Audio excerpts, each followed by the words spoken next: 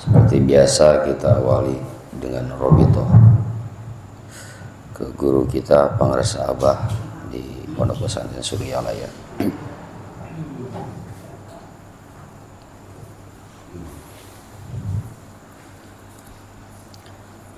Bismillahirrahmanirrahim. Assalamualaikum ayyuhan nabiy wa rahmatullahi wa barakatuh. Assalamualaikum wa ala ibadillahi sholihin. Assalamualaikum ya waliyallah. Assalamualaikum ya habiballah. Assalamualaikum ya habib Rasulillah sallallahu alaihi wasallam. Assalamualaikum ya ahla la ilaha illallah. Assalamualaikum ya sahibal karamah.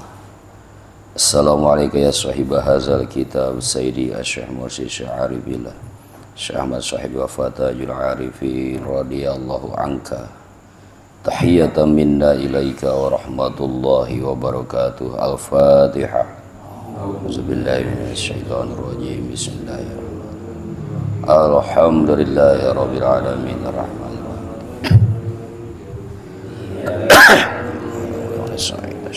Shiratal ladzina an'amta 'alaihim ghairil maghdubi 'alaihim. Assalamualaikum warahmatullahi wabarakatuh.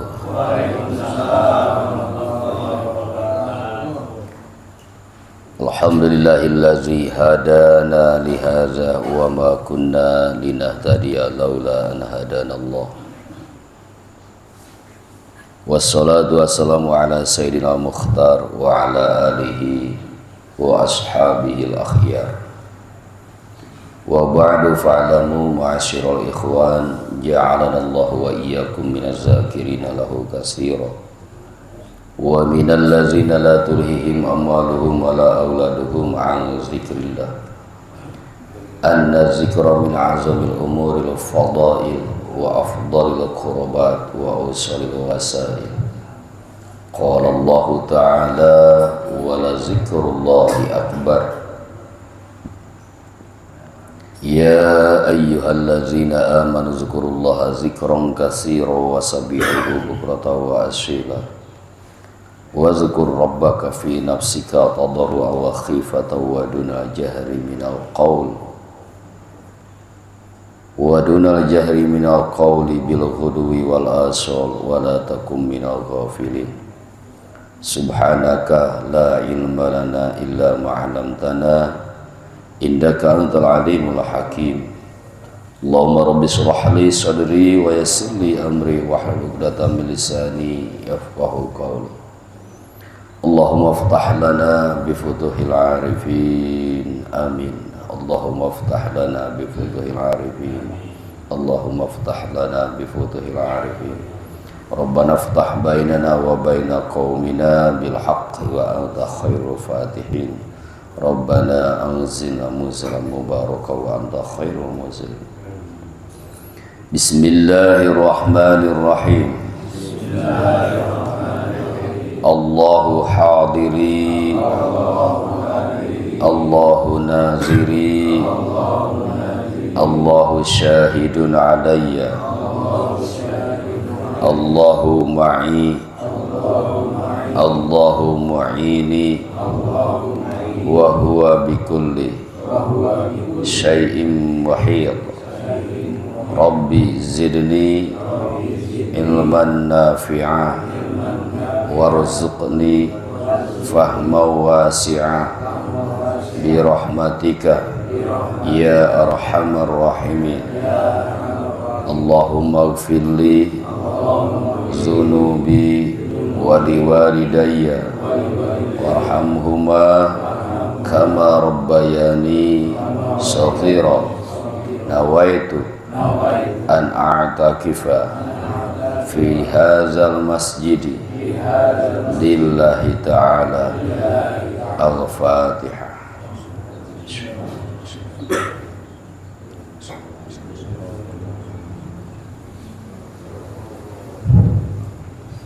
Salam tahiyah Islamiyah terlebih dahulu disampaikan pada Ketua DTKN Pesantren Suryalaya Kota Bekasi, Bapak Atis beserta jajarannya, yang semoga Allah tetap memberikan al-quwah wal amanahnya. Juga disampaikan pada Ketua DTKN Pontren Suryalaya Kecamatan Bantar Gebang, Pak Haji Indang Danu beserta jajarannya, yang semoga Allah berikan al-quwah wal amanahnya.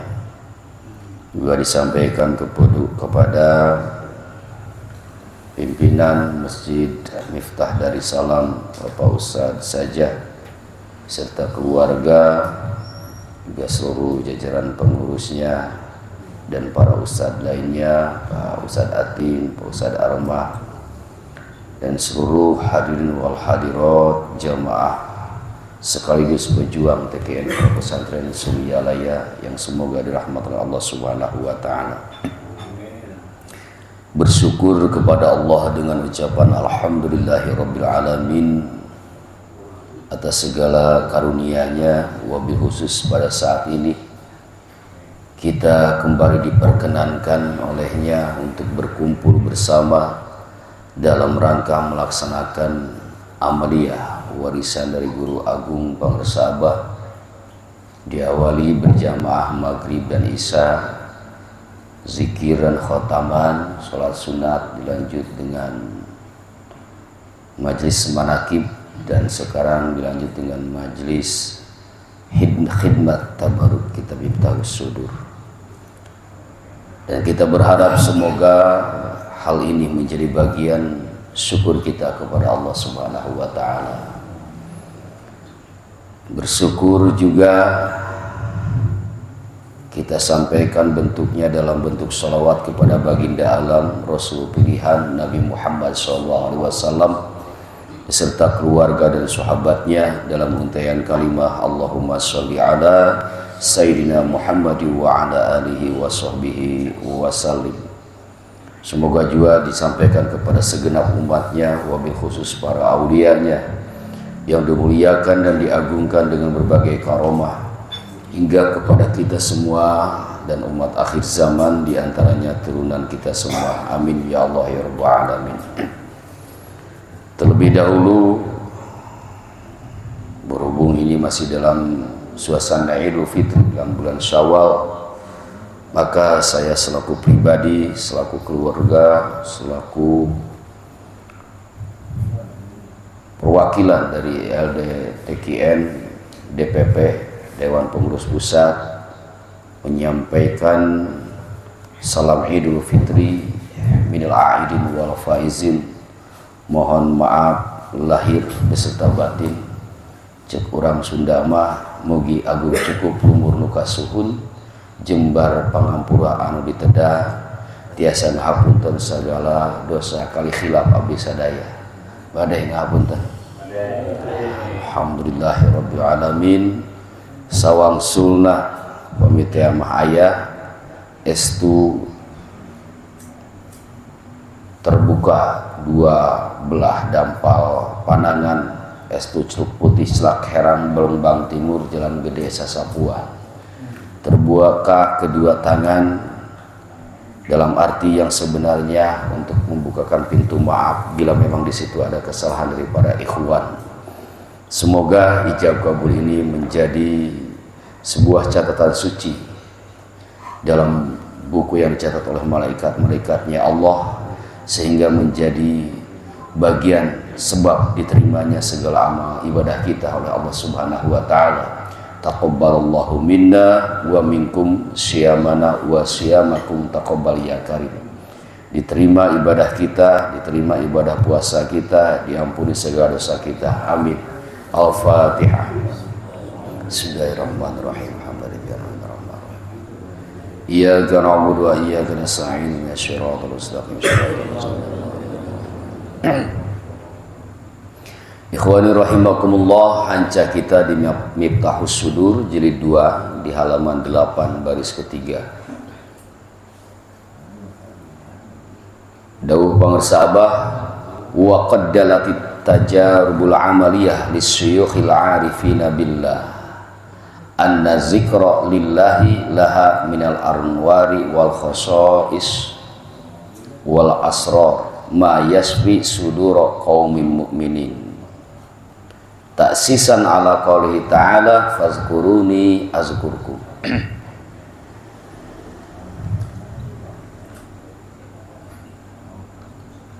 Bahwa pengalaman-pengalaman amalia, pengalaman-pengalaman para ulama arifin, para guru-guru al-arif billah, para wali Allah, berdasarkan pengalaman-pengalamannya menunjukkan anna zikra lillahi laha minal anwar, bahwa zikir kepada Allah itu memiliki berbagai cahaya. Satu, kedua, memiliki ragam kekhususan, artinya karomah. Kalau untuk orang soleh ma'unah. Yang ketiga, memiliki berbagai ragam rahasia yang semuanya akan mampu menyembuhkan semua dada orang-orang beriman.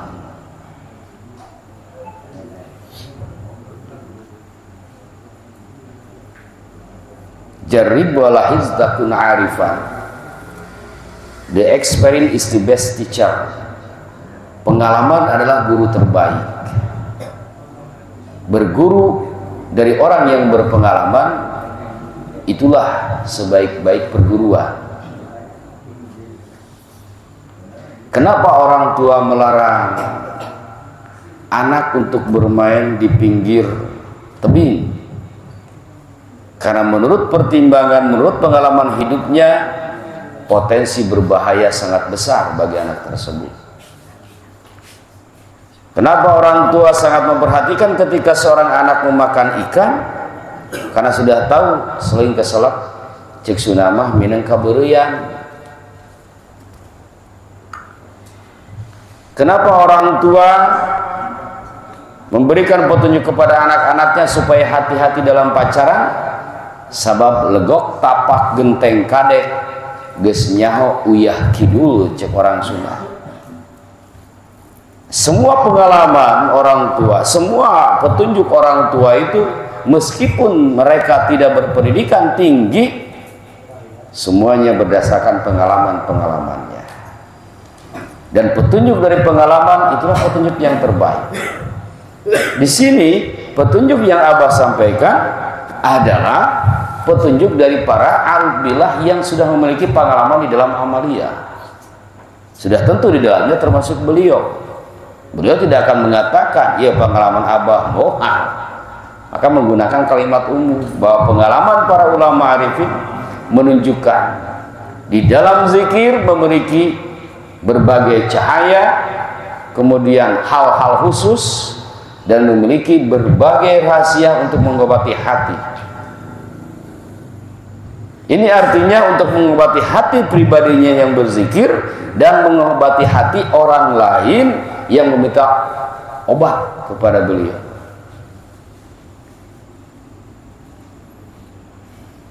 Hal ini, pengalaman tersebut sebagai perluasan makna atau bukti dari ayat Allah fazkuruni azkurkum. Berzikirlah kalian, ingatlah oleh kalian semua, ingatlah kepadaku, maka aku pun akan mengingatmu. Oleh karena si hamba selalu mengingat Allah Subhanahu wa Ta'ala, maka rahmat Allah turun ke kolbunya. Ketika rahmat Allah, cahaya Allah turun ke kolbu, maka segala hal yang bertentangan dengan rahmat tersebut akan keluar dari kolbu, akan keluar dari dada. Sekali lagi, kegelapan tidak pernah ada. Kegelapan itu disebut ada manakala cahaya tidak ada. Siapa orang yang pernah belajar fisika di sekolah, di situ disebutkan teori cahaya, tetapi tidak ada teori kegelapan. Karena kegelapan hanya sebuah situasi yang menunjukkan di mana cahaya tidak ada. Terjadinya siang itu karena adanya matahari, dan malam tidak ada matahari menjadi gelap. maka direkayasa oleh manusia dengan ilmu pengetahuannya, muncullah cahaya listrik. Ketika cahaya listrik dimatikan, artinya cahaya hilang, kegelapan menjelma.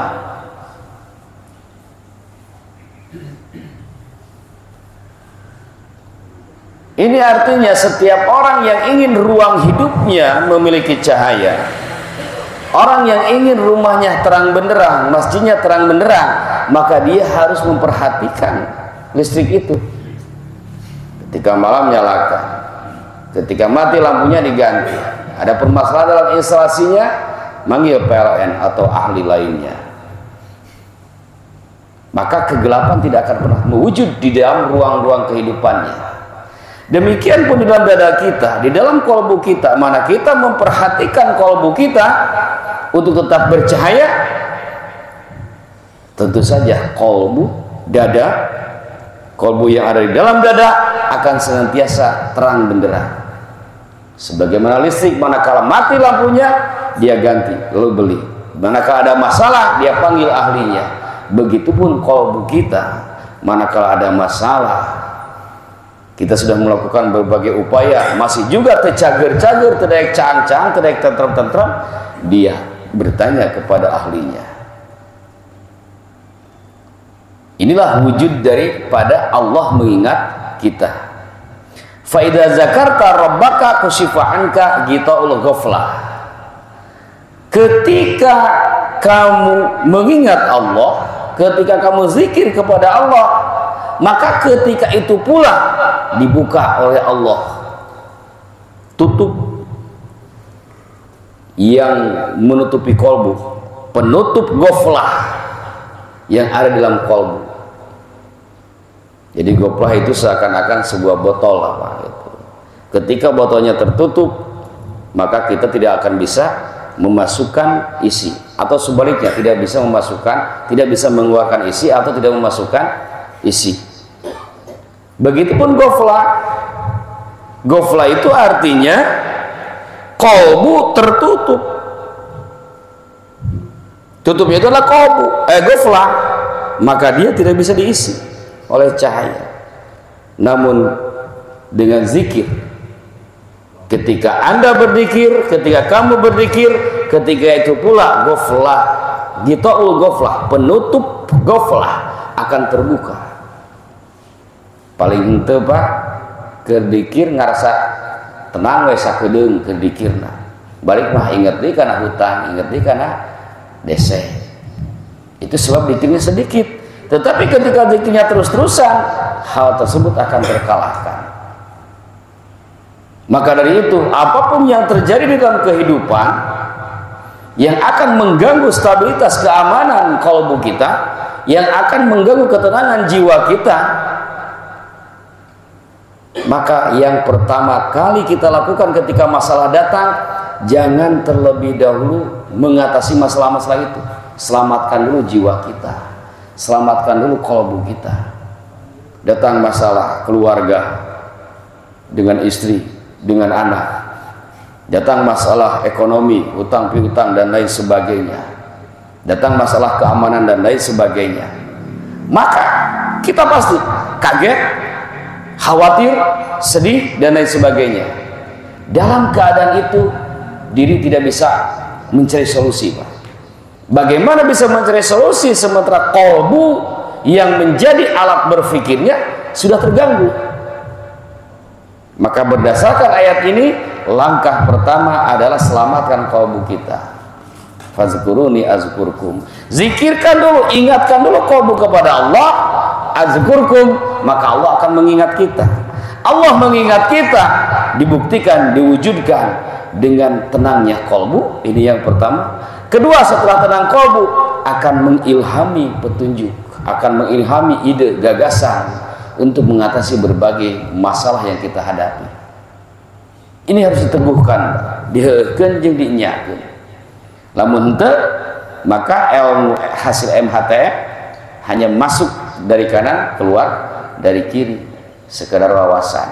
Kalau hanya sekedar wawasan, apa bedanya dengan orang yang belajar ilmu tasawuf? Berbeda, Pak. orang yang belajar ilmu tasawuf dengan tarekat. Tasawuf itu ilmunya, tarekat prakteknya. Wah, ternyata dia tahu dikirnya dari bacaan dan sebagainya, itu ilmunya. Kalau tarekat adalah prakteknya. Tidak disebut toriko kalau hanya ngomong. Kalaupun mau disebut, sebutlah toriko syariah gitu. Saya syariat mah omongan. Gus mau dibahasna toriko, berarti toriko syariah. Ikhwani rahimakumullah. Maka ketika kita zikir dan dibukakan oleh Allah penutup ghaflah, fakunta zakiron mazkuron syakiron maskuron. Dalam keadaan itu kamu disebutlah orang yang berzikir, disebutlah orang yang mengingat dan diingat. Disebut orang yang mengingat karena kalbu kita mengingat Allah, disebut orang yang diingat karena ketika itu pula Allah mengingat kita. Kedua disebut syakiron maskuron, disebut orang bersyukur. Kenapa? Idza zakartani syakartani. Manakala kita berzikir kepada Allah, itulah syukur kita. Maka otomatis ketika kita berzikir berarti kita sedang bersyukur kepada Allah. Dan ketika itu pula kamu disebut maskuron, disyukuri oleh Allah. Zakiran mazkuran, zakiran diingat oleh Allah, kita ingat kepada Allah, mazkuran diingat oleh Allah. Syakiran kita bersyukur kepada Allah, maskuran disyukuri oleh Allah. Kita bersyukur kepada Allah dengan zikir, Allah bersyukur kepada kita dengan limpahan kenikmatan. Diberi solusi dari berbagai permasalahan dan diberi rezeki zahir maupun batin. Inilah yang dimaksud waskuruli wala takfur. Bersyukurlah kepadaku dan jangan pernah kufur. Waskuruli, bersyukur kepadaku dengan zikir. Wala takfurun. Ini yang harus diperhatikan, Pak. Wala takfurunnya. Di surat Ibrahim ayat 7, la in syakartu la azidannakum. Ini menggunakan lam ibtidah dan nun taukid. Asal kalimatnya begini, jika engkau bersyukur maka akan bertambah nikmat. Asal kalimat begitu. Ada lam ibtidah la, kemudian ada nun taukid sakilah, la azidannakum. Asalnya la azidukum, aku tambahkan nikmat kepadamu. Ditambah nun taukid sakilah, maka maknanya sumpah demi jika engkau bersyukur kepadaku. Bahasanya juga ada empasis, penekanan. Sumpah demi jika engkau bersyukur kepadaku, la azidannakum, aku benar-benar akan menambah nikmat kepadamu. Nerjemahkeun kudu kitu atau apa? Ari usina berbobot, ari ngomongna hengker, nah, mereka kekuatan itu. Jika engkau bersyukur kepadaku, maka benar-benar akan aku tambahkan nikmat kepadamu. Mau mereka semangat. Sumpah demi jika engkau bersyukur kepadaku, la azidannakum, kami benar-benar akan menambahkan nikmat kepadamu. Ini artinya kepastian dari Allah itu 1000%. Wala in kafartum, dan sumpah demi jika engkau kufur kepadaku, inna azabi lasyadid, sungguh siksaku sangatlah pedih. Nah, wala takfur ini, Pak, seringkali kita menganggap tidak kufur, padahal kekufuran menjadi konsumsi harian. Contoh dalam dunia ekonomi kita, tidak punya modal, kita mau mengambil modal, minjam dari seorang rentenir, kufur, Pak. Kenapa disebut kufur? Karena melakukan sesuatu yang dilarang oleh Allah, melakukan sesuatu yang tidak sesuai syariah. Nah, orang yang kufur, inna azabi lasyadid, siksa Allah sangat pedih. Nanti dia akan merasakan pas siksa dari akibat renten itu. Kenapa? Dikejar-kejar hutang, hutang 5 juta diangsur tiap bulan 500.000 beres berapa? 10 bulan. Iya mantep Pak, geus 5 tahun 500.000 angre hutang 5 juta teu beres-beres. Pak anu kitu Pak dipanjalu datang ibu-ibu bari curi. Cina ya geus 5 tahun teu daek lunas, kadang 1 juta mayar teh, kadang 500.000. Nah, make kitu geuning ada rentenir. Oh iya. Inna azabil syadid. Kasiksa tekan. Sisi dohir kita melihat rentenir seperti itu, tetapi bagi orang yang beriman, bagi orang yang berfikir, bagi seorang ulul albab tidak menyalahkan ke sana. Lagi-lagi kita yang salah, sudah melanggar aturan dari Allah Subhanahu wa taala. Inna azabi lasyadid. Nah, kalau kita sudah terlibat dalam hal itu, Pak, maka langkah pertama, baik doa maupun tindakan ikhtiar, pertama bersihkan dari riba itu. Ini akan merusak, Pak. Ada seorang orang tua punya anak laki-laki banyak, semuanya dibidik supaya bisa ngaji, disantrikan, dipesantrenkan, tapi ternyata gagal semua. Yang terakhir, yang paling bontot, setengah tahun lagi mau selesai nyantri, malah ada masalah mukul ustad, jadi we kabur, mung balik di ka pasantrena, teu manfaat ilmu. Datang ke rumah ke bapak bertanya, tolong sebutkan apa kesalahan uah sehingga dalam mendidik anak selalu gagal. Padahal sujud tiap hari, tiap malam, wasok hudang ti jam 2, sakumaha amalan ti ujang diamalkeun supaya budak soleh, berang putih, tapi kalah gagal. Pun bapak bertanya, maaf wah, apakah wah pernah membiayai anak dengan uang rentenir, dengan uang riba? Langsung Pak ngajerit cerik, pernah 3 kali mau bayar, tidak ada uang, gadekeun sawah, oh nu daekeun nginjem geus puguh, akhirnya ka rentenir 3 kali gagal. Inna azabi lasyadid. Ini Pak yang berbahaya. Di dalam dunia ekonomi itu harus dijauhi. Maghrib har dolimbo, kalau harus dijumlahkan semuanya ada 8 Pak. Maghrib har dolimbo, maghrib ma maisir, GH, maghrib itu tulisannya GH ya, goror GH-nya.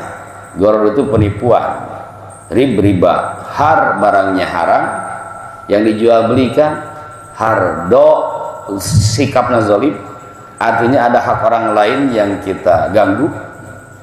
Do, L lacur, I pelengkap saja, M mabok, bo bohong. Jika ada yang 8 ini, jangan pernah bermimpi harta kita akan berkah. Jangan pernah bermimpi keluarga kita akan sakinah. Selalu ada. Boleh jadi dari situ ada penipuan, anaknya tidak jadi penipu, tapi jadi tukang zina. Di situnya riba, boleh jadi anaknya bukan tukang riba, tapi jadi tukang mabok.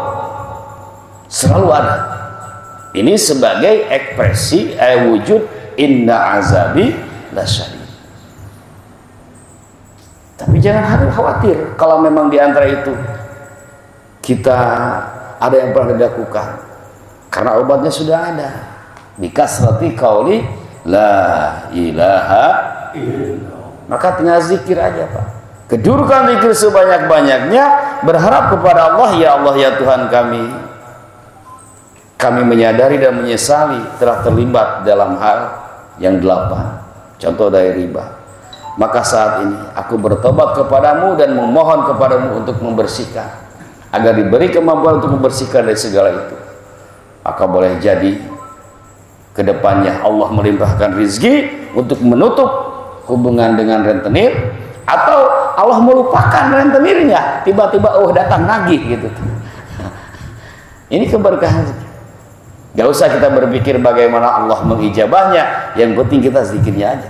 Teguhkan tauhidnya, ya gedurkan zikirnya agar dibersihkan. Insya Allah bisi gitu bapak ruas, waduh paingan aing kieu gitu tah. Jadi we gering ulah gering Pak dikit. kata pangarsa Abah warisan dari Nabi, inna likulli syai'in siqalah wa siqalatul qulub zikrullah, pembersih qalbu zikir. Namun jangan sampai sudah diberi pertolongan oleh Allah, dibersihkan lalu kemudian aya deui jampe kapepet ka hareupna. Duh da kapepet ieu mah nginyeum deui kan kitu. Atuh eta mah dihajah ngaranna. Lamun geus kitu geus moal diijabah deui. Nauzubillahi min zalik. Ikhwani rahimakumullah.